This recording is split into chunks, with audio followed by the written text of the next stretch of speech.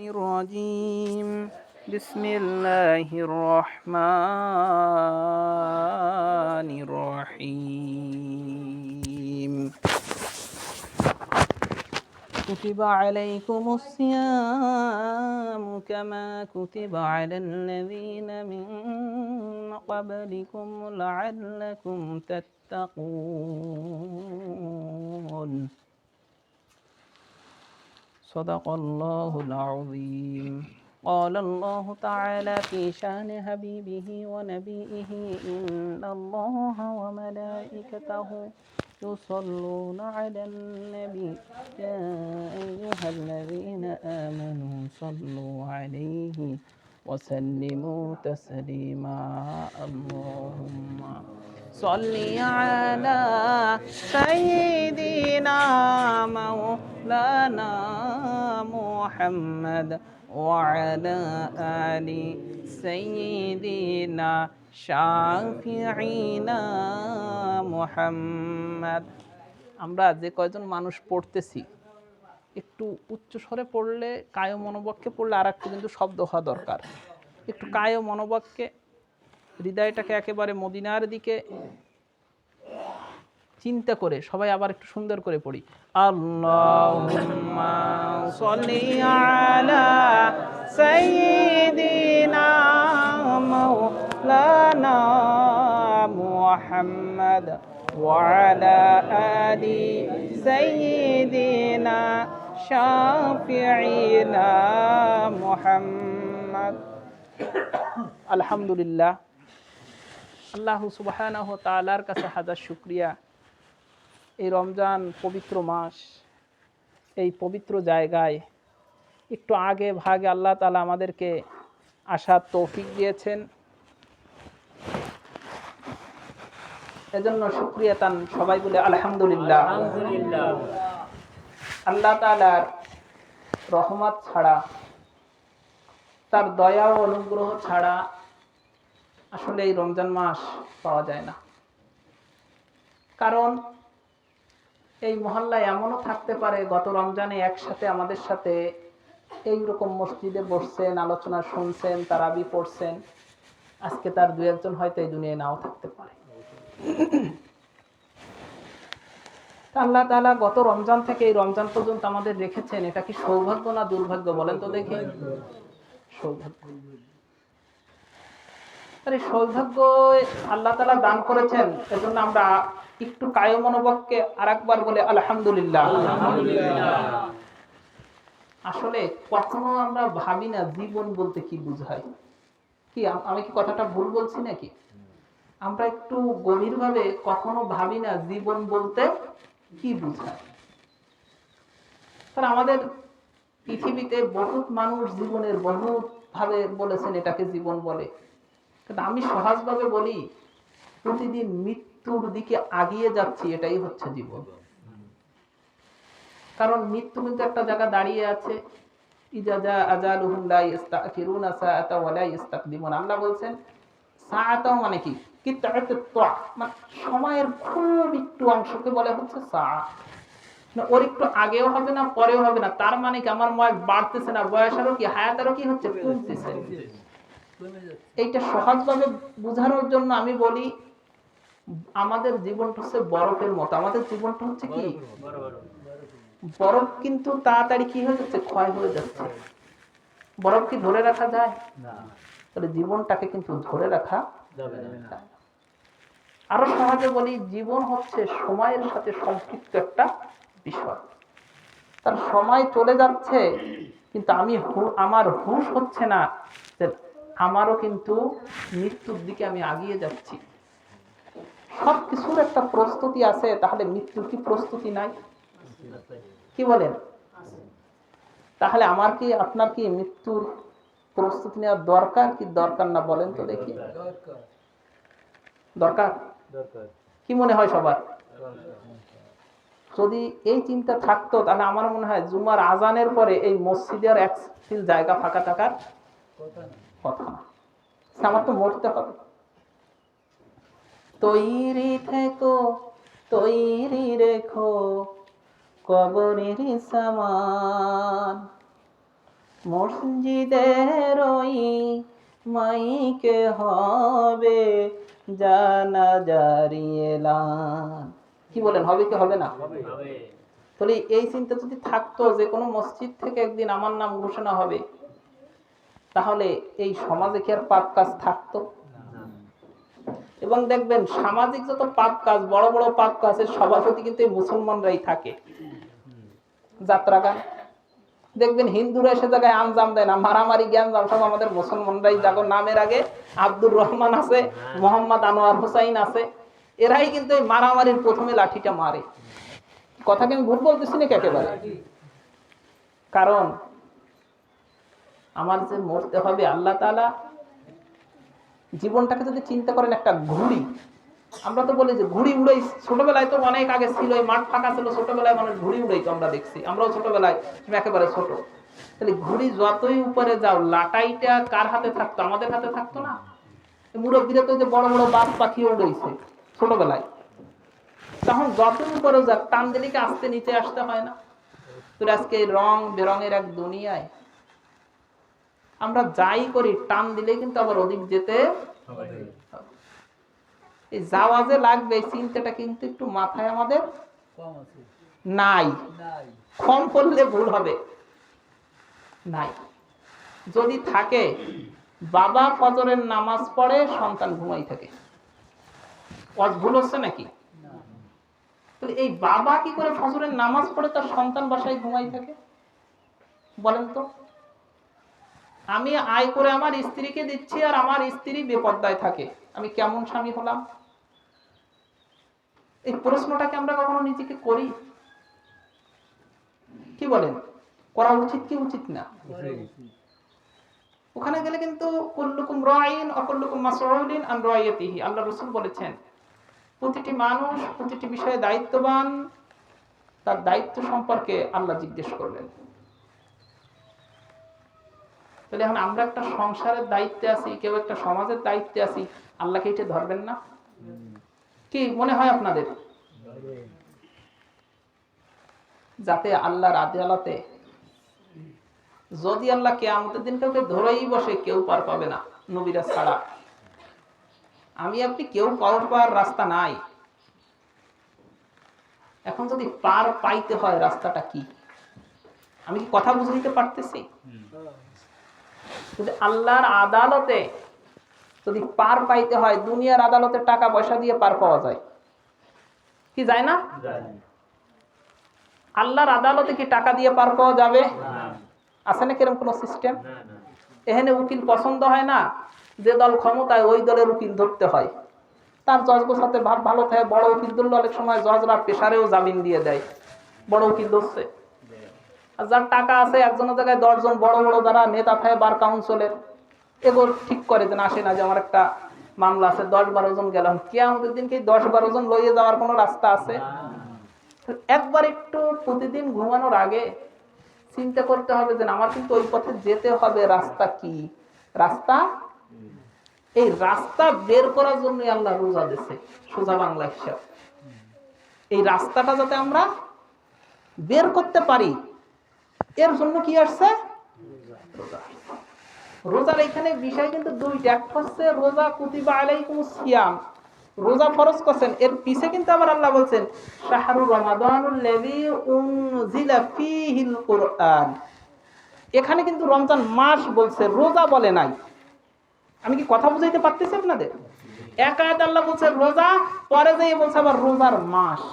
তার মানে দুই জিনিসের শিক্ষা দুই রকমের, দুই জিনিসের শিক্ষা আর দুই জিনিসের কাজ দুই রকমের, দুই জিনিসের কাজ মানে একটা হচ্ছে কেরাসিন তেল, একটা হচ্ছে সয়াবিন তেল। যদি ধরেন বোঝার জন্য, এক একটার কাজ কি?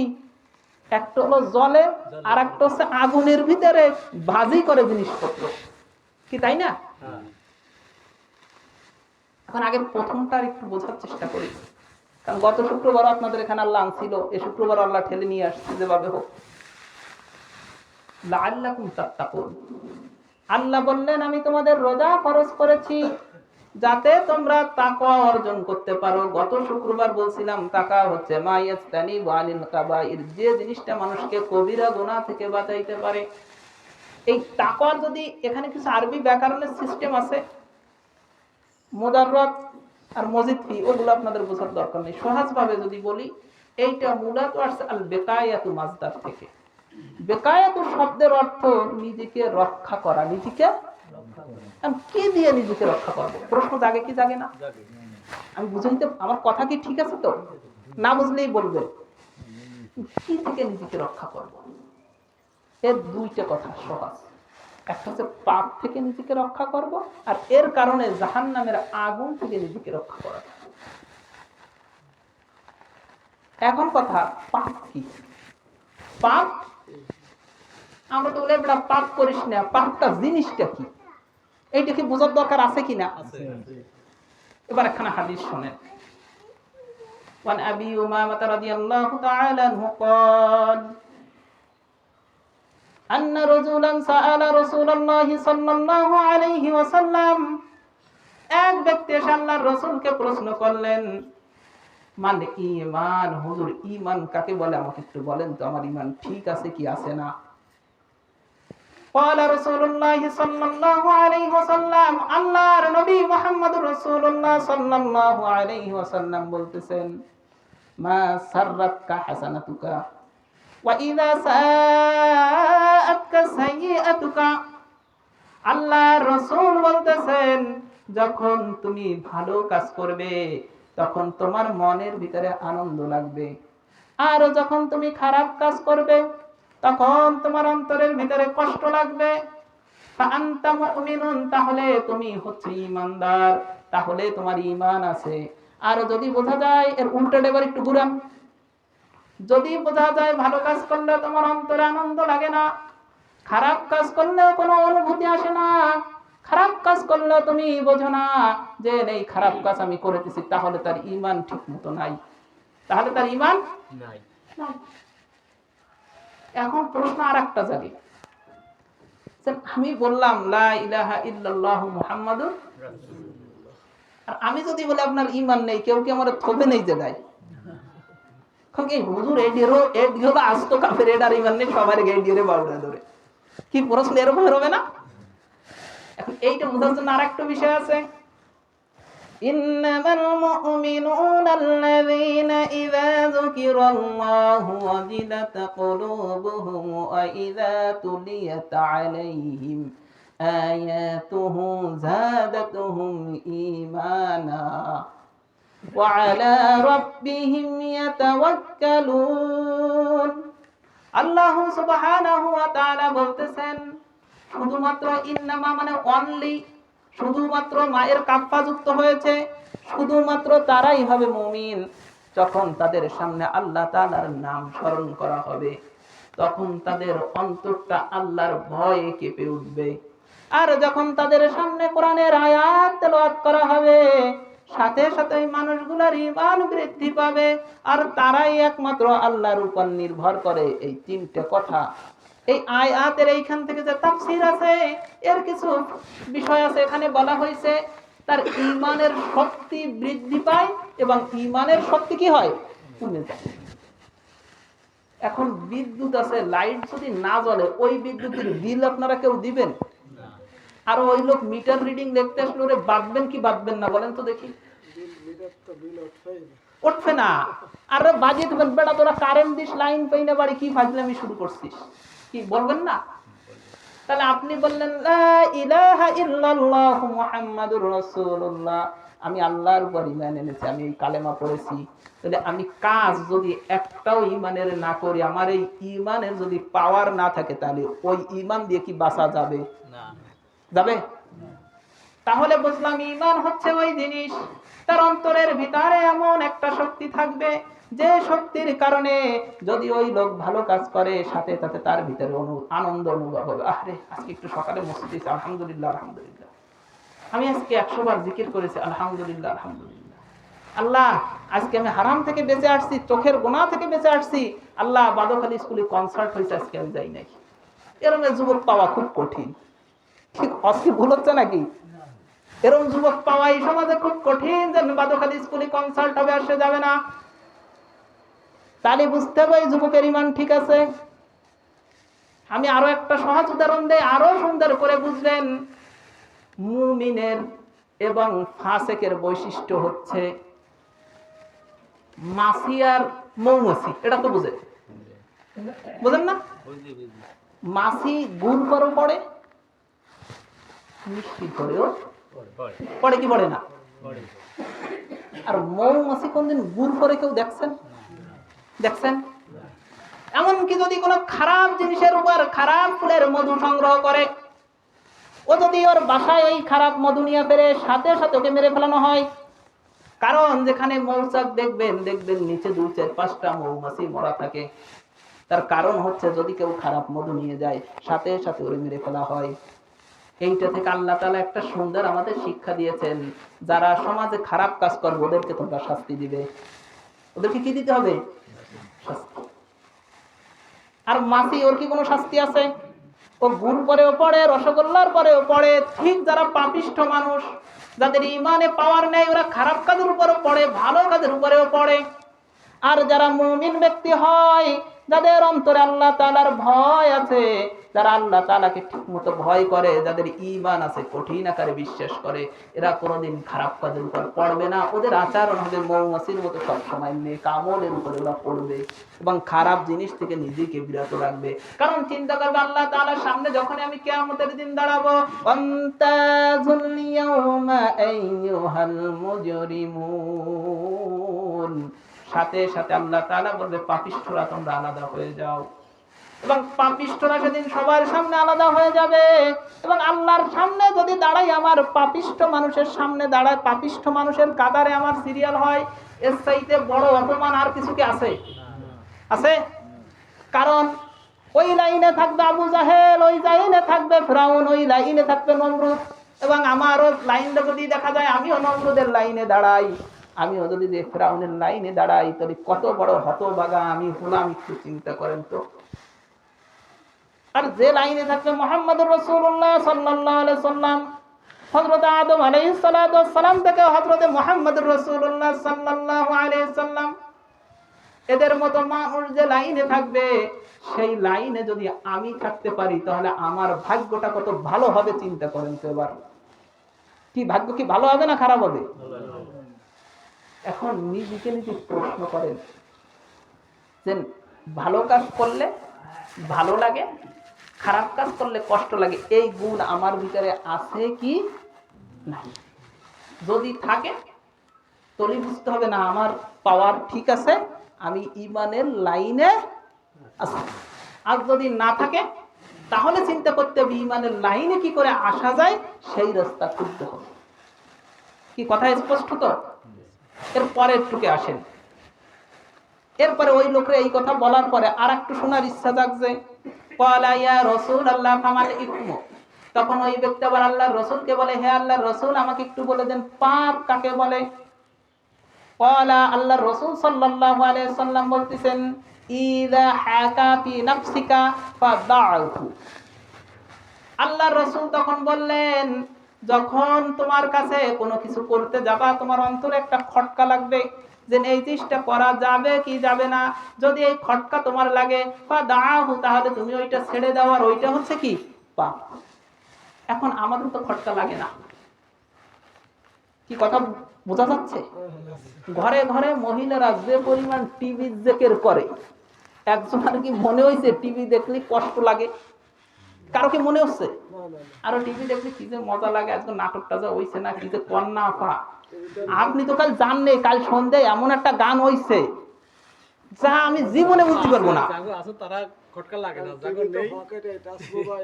হ্যাঁ জানেন, সামনে জাতিসের একটা আসতে রাখে। এরপরে এই যে মোবাইলটা খুলে দিলাম, দিয়ে এমনি ইউটিউবে দোস্ত গানটা একটা চলতেছে না, জানি সেই ধামাকা গান, যে শুনে সে অস্থির। পাপ কাজ করে যুবকের আনন্দ লাগে, মারামারি করে এখন বহুত মানুষের আনন্দ লাগে। এরম বহুত মানুষ আমি দেখেছি, মারামারি না করলে ভালো লাগে না মানুষের সাথে, ঝগড়া ফ্যাসাদ না করলে ভালো লাগে না মানুষের সাথে। তাহলে এর কারণটা কি? ওর কি ঈমানের কোনো শক্তি আছে? এর মূল কারণ হচ্ছে কি, অন্তরে খটকা লাগবে কি, আর অন্তরে ভালো লাগবে কি, আর মন্দ লাগবে কি, অন্তরটা নষ্ট হয়ে গেছে। অন্তরটা কি হয়ে গেছে? আর এই কারণে আল্লাহ তাআলা বললেন লাআল্লাকুম তাত্তাকুন, আমি তোমাদের রোজা দিয়েছি যাতে করে তোমরা পাপ থেকে বাঁচতে পারো। এখন পাপ থেকে বাঁচতে কি, তো পাপের ভিতরেই তলাই। কি কথা কি ভুল নাকি? আমাদের সমাজটা পাপের ভিতরেই তলাইছে। মরা বাড়ি আর বিয়ে বাড়ি পাপের অন্যতম উৎস। শুনতে একটু খারাপ লাগে। প্রতিটা বিয়ে বাড়ি পুরুষ আর নারী এক টেবিলে বসে খানা খায়, আল্লাহর কসম দিয়ে বলছে সম্পূর্ণ হারাম। আপনি 1 লাখ 2 লাখ 5 লাখ 10 লাখ টাকা খরচ করে জাহান্নামের আগুন ক্রয় করতেছেন। এবং বিয়ে বাড়ি পর্দা থাকে না। কথা বলছে নাকি? এরকম বিয়ে বাড়ি খুব কম আমার জীবনে আমি দেখছি যে 100% পর্দা আছে। আর মরা বাড়ি কি পুরুষ কি মহিলা, কেডা ঘরের ভিতরে যাচ্ছে, কেডা বাড়ছে, কেডা অনেক আছে, এরকম স্টেশন। তাহলে আজকে মুসলমান, আমি রোজা রাখি, রোজার মাস আসলে ওরে মাসালা যে আমাদের কাছে আসে রে ভাই, অস্থির হয়ে যাবেন। সুদের টাকা ব্যাংক থেকে নেয়, সুদি ব্যাংকে ডিপিএস করে, একবার চিন্তা করলো না যেন আমি রোজা রাখি। এর রোজা রেখে বাকি আর না রেখে বাকি। সব মানুষগুলো আজকে সুদি ব্যাংকের সাথে, ইসলামিক ব্যাংকের সুদ আছে কি না এ নিয়ে অনেক তর্ক বিতর্ক আছে, তাও সেদিকে আমি যাব না। কিন্তু স্পষ্ট যেখানে সুদ আছে সেখানে যে নিজের নামে ডিপিএস করে। চিন্তা করেন, যেটা আল্লাহ বললে স্পষ্ট হারাম, আর রোজার সময় পানি ভাত খাওয়া, ওটা তো জিনিসগুলো তো হালাল। সুবে সাদিক থেকে সূর্য পর্যন্ত হারাম, মানে সাময়িক শর্ত সাপেক্ষে হারাম। আর যে জিনিসটা আজীবন হারাম, রোজা রাইখে ডিপিএস এর টাকা জমা দেয় সুদি ব্যাংকে। কথা কি ভুল হচ্ছে? তাহলে রোজা কি শিখলাম? রোজা রেখে ভেজাল দিচ্ছে, রোজা রেখে টিভি চালাইয়া দোকানে চা বিক্রি করে। আজকে একটা শপথ নিবেন, যে সমস্ত দোকানে রোজার সময় না শুধু 12 মাস টিভি দিয়ে চা বিক্রি করে, ওই দোকানের চা কেউ খাবেন না। পারবেন? যদি বাজারে এমন না হয় যে সব দোকানে টিভি, প্রয়োজনে নামাজি একজনকে দিয়ে সাদা তুলে চায়ের দোকান দেওয়া হবে, ওইখানে বসবেন। এ আল্লাহকে ভয় করে? আল্লাহ কি বলবো, রোজার সময় দেখি এই যে কাপড় টানাইয়ে খাচ্ছে ভিতরে। ওই দোকানদারও মুসলমান, যে দেখবেন হিন্দুর দোকান খুব কম, ওই বড় বড় রেস্টুরেন্ট সব কিছুর দোকান মুসলমান চালায়, ও আবার যে খায় ও মুসলমান।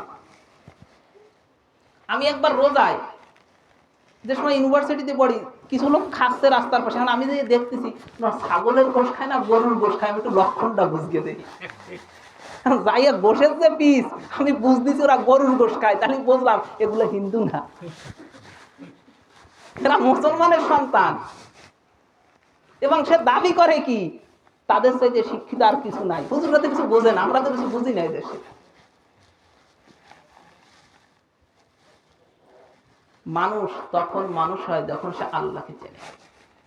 আর সে মানুষ হবে না যদি সে আল্লাহকে না চেনে, ও পশুর মতো অথবা পশুর চাইতে অধম। ঘোষণা আল্লাহ। প্রতিটি মুমিনের আল্লাহকে চেনা হচ্ছে সবচেয়ে বড় খরচ। তাহলে দেখবেন নামাজ, রোজা, হজ, যাকাত, তাসবিহ, তাহলিল, ওই যে অহংকার করবে না, মদ খাবে না, জেনা করবে না, মিথ্যা কথা বলবে না, পাপ কাজ তার অঙ্গ প্রত্যঙ্গ হবে না, যদি সে আল্লাহকে ঠিক মতো চিনতে। আর এই রোজা তো ওই কারণে যে আল্লাহ, আমি যদি একেবারে চুপ করিয়া যাইয়া মনে করেন একেবারে কঠিন আকারে ওই যে মাসানের উপরে ঘরের যে পাটাতন ওর উপরে যে 1 গ্লাস পানি খাই, আমার স্ত্রী দেখবে না, মা বাবা দেখবে না, দুনিয়ার কেউ দেখলো না, দেখতেছে কে? আল্লাহ। এই জিনিসটা তো সব কাজে হইতে হবে, এই কারণেই তো রোজা। আমি যে সময় গান দেখতেছি, কান দিয়ে শুনতেছি, ওটা আল্লাহ দেখতেছে। আমি যে সময় নাটক সিনেমা দেখতেছি, আমার নজর দিয়ে পরনারী দেখতেছি, ওইটা আল্লাহ তাআলা দেখতেছেন। ওই বিশ্বাসটা কঠিন আকারে নিজের ভিতরে আত্মস্থ করার জন্য এসেছে রোজা। আমি মালে ভেজাল দিচ্ছি, আমি ওজনে বেশি নিচ্ছি, ওজনে কম দিচ্ছি, এগুলো হারাম। আর সবচেয়ে বড় ঝামেলা হলো চিংড়া মাছের ডিপুর মাছ। কি ঠিক আছে? কেউ ডিপু ব্যবসায়ী দেখলে আবার রাগ করেন না। মানে আমার ছোট্ট একটা ঘের আছে, আমি জীবনে মাছ বাড়িতে মেপে আনি, কোনো জায়গা ঠিক হয় না। জীবনে 1 জায়গা পাইছি, সে আরো 100 গ্রাম বেশি হয়েছে। তাহলে আমি বুঝলাম যে এই পালা ঠিক আছে। কোনোদিন আপনি মেপে নিয়ে দেখবেন 3টি ফুটি মাপ হবে, মাপ 3 রকম হবে। আমাদের দেশে বাটখারা কি যে পরিডেন আমরা বলি, এটা কি 3 রকম? এটা তো সরকারের স্ট্যান্ডার্ড মাপ একরকম। এগো কি ইমানের জোর আছে? সৎ ব্যবসায়ী কিয়ামতের দিন আল্লাহ রসুলের সঙ্গী হবে, আর এই অসৎ ব্যবসায়ী সব কিয়ামতের দিন জাহান্নামে যাবে। ব্যবসার ভিতরে আল্লাহ রসুল বলছে 100 ভাগ রিজিকের ভিতরে 90 ভাগ ব্যবসার ভিতরে। আর আমাদের দেশে অধিকাংশ ব্যবসায়ী কবিরা গুনার সাথে জড়িত। এরপরে জিনিস ধরে কসম খায়, 5 টাকাই আমার লাভ হচ্ছে। মাঝে আমি বাগেরহাট গেছি, একটা জিনিস কিনতাম, সে আমারে বোঝানোর পর আমি বললাম, ভাই আপনি থামেন, আমি 5 বছর এই বিষয়ে পড়াশোনা করছি ইউনিভার্সিটিতে, আপনি আমার কি বুঝাবেন? আপনার লস হইলে আমার মাল দেবেন? এখন সে লোক দেখছে না, একটু বেখাপ্প হয়ে যাচ্ছে।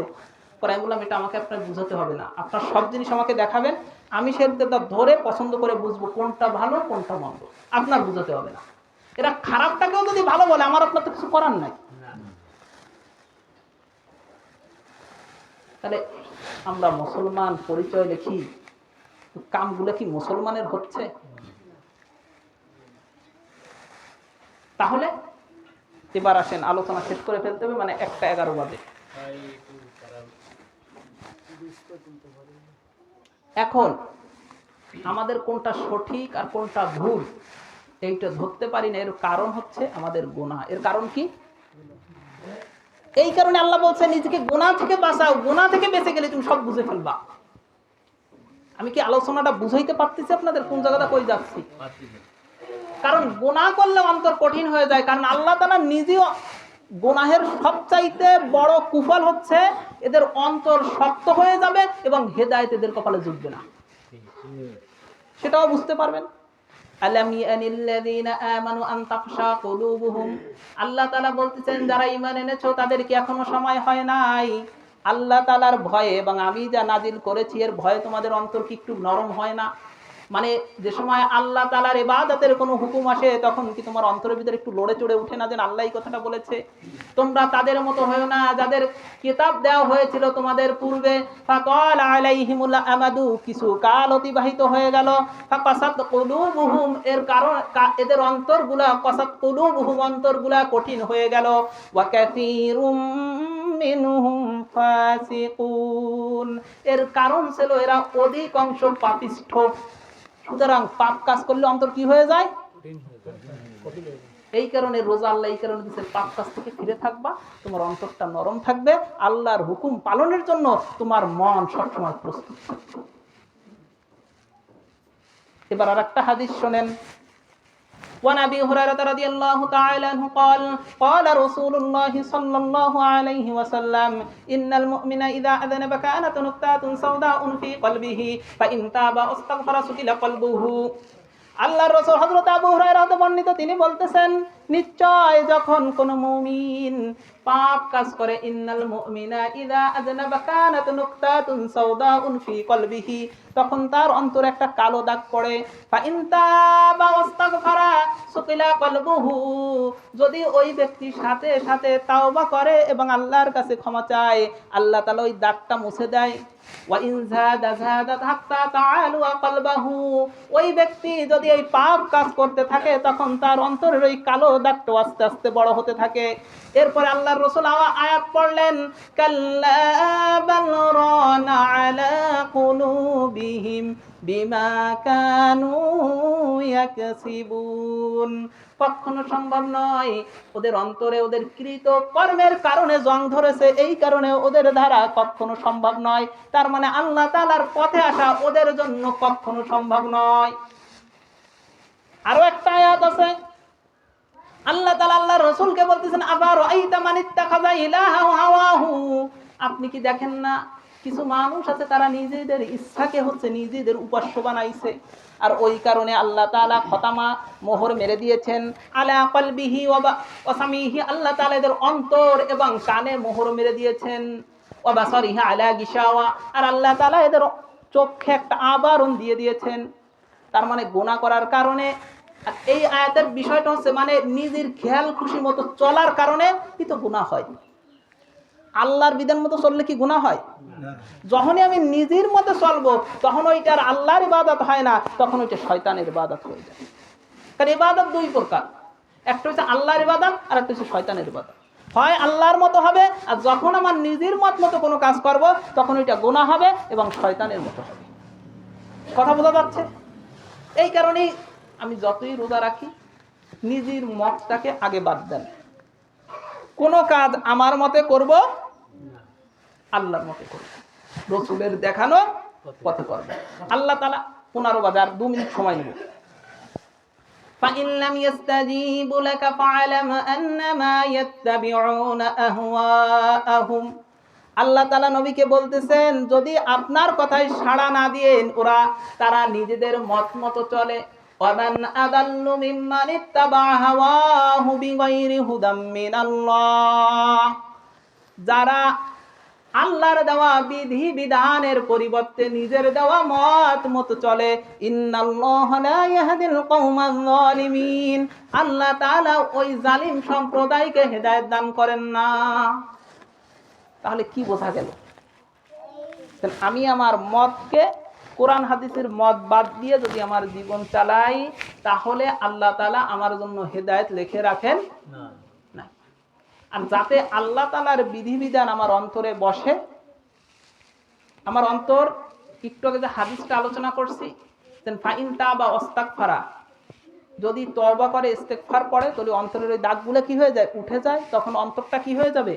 নরম হয়ে যাবে। তখন রোজা রাখলে ভাল লাগবে, নামাজ পড়লে ভাল লাগবে। এই কারণে সবাই যতদূর পারি হাঁটা চলা, আস্তাগফিরুল্লাহ আস্তাগফিরুল্লাহ আস্তাগফিরুল্লাহ আস্তাগফিরুল্লাহ রোজার মাস পড়তে থাকবো।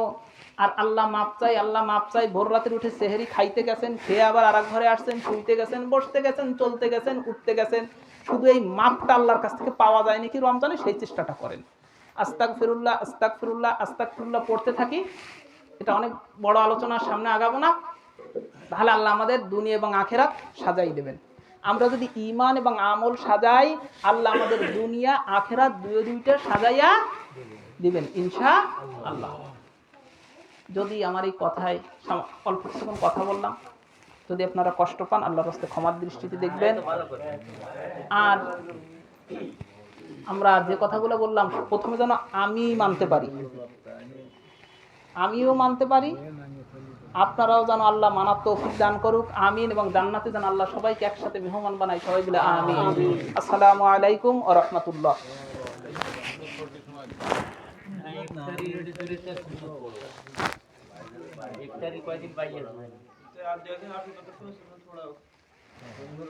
আচ্ছা, আপনারা যারা সুন্নাত পড়েন, সুন্নাত পড়ে এরপর একটু লোকজন আসুক, সবাই মিলে এরপর ইফতারি আলোচনাটা করি, তাহলে ভালো হবে ইনশাআল্লাহ। ভাই তুমি নামাজ পড়াও।